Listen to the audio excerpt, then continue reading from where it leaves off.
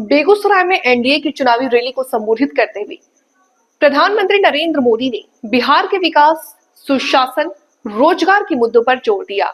Rally की शुरुआत में उन्होंने छठ पर्व और दिवंगत लोक गायिका शारदा सिन्हा का जिक्र किया और स्थानीय बोली में लोगों का अभिवादन कर हालचाल पूछा। मोदी ने समस्तीपुर से बेगूसराय तक की अपनी यात्रा से पहले समाजवादी नेता और पूर्व मुख्यमंत्री कर्पूरी ठाकुर के गांव जाकर उन्हें श्रद्धांजलि दी और कहा कि कर्पूरी ठाकुर जैसे जननायक की सोच आज भी बिहार को नई दिशा दे सकती है। उन्होंने कहा कि बिहार में नई रफ्तार तभी आएगी जब एनडीए सरकार फिर से सत्ता में आएगी। बिना किसी का नाम लिए मोदी ने राहुल गांधी और तेजस्वी यादव पर कर्पूरी ठाकुर की जननायक की उपाधि चुराने का आरोप लगाया और महागठबंधन की आंतरिक कलह और दलगत राजनीति पर निशाना साधा।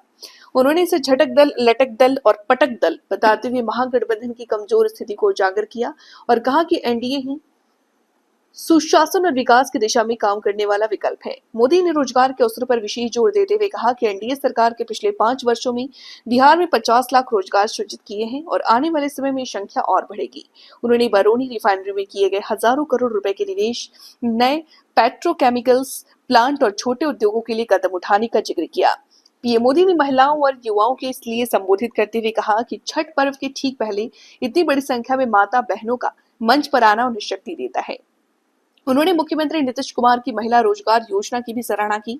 बताया बिहार की 1 करोड़ 20 लाख बहनों को इस योजना के तहत 10,000 रुपए से छोटे उद्यम शुरू किए हैं। एनडीए सरकार फिर से सत्ता में आने पर उन्हें और अधिक प्रोत्साहन मिलेगा। मोदी ने किसानों के लिए पीएम किसान निधि, बैंकों के दरवाजे खोलने, राज्य में 28,000 करोड़ रुपए से अधिक की सहायता को ले किया।